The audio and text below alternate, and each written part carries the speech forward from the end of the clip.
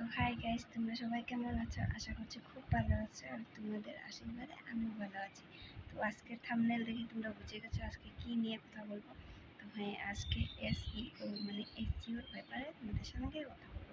কেন কি অনেকেরা জানে না যে এসইও কীভাবে করে, আর এসইও করাটা খুবই জরুরি। ভিডিওকে এসইও করাতে তোমরা যদি সার্চিংও গিয়ে সার্চ করো ইউটিউবে যে এসইও কীভাবে করায়, তো তোমরা ভিডিও পেয়ে যাবে। আর আরেকটা কথা বলে দিই, এসইওর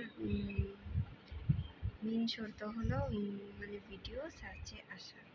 তো সার্চে আসার জন্য তো সঠিক ট্যাগ, সঠিক ডেসক্রিপশন আর সঠিক টাইটেলটা দিতে হবে তোমাদের, ঠিক আছে?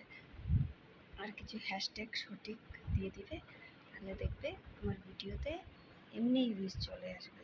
যারা 1, 2, 3 এরকম মানে 10 থেকে 20 ভিউজ আসে, তাদেরকে বলছি এসইও করা ভিডিওকে এসইও করালে তোমাদের ভিডিওতে ভিউজ আসবে, যেরকম আমার এখন আসে।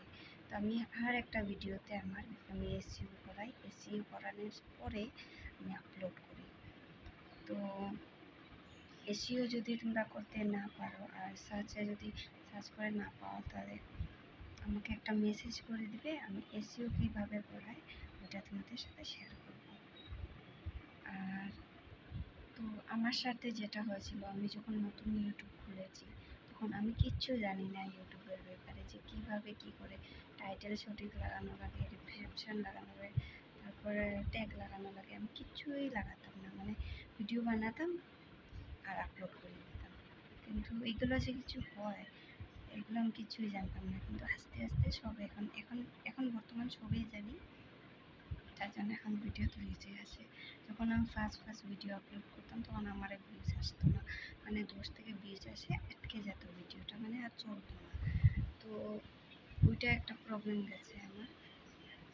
তো এখন বর্তমানে ঠিকই আছে, মানে ভিডিওগুলো চলছে। তো তোমাদেরকে বলবো ভিডিওকে এসইও করো, এসইও করিয়ে আপলোড করবে, তাহলে ভিডিওর কোয়ালিটিও ভালো হবে এবং তোমার ভিডিও র্যাঙ্কেও আসবে। তো আজকের ভিডিওতে এতটুকুই।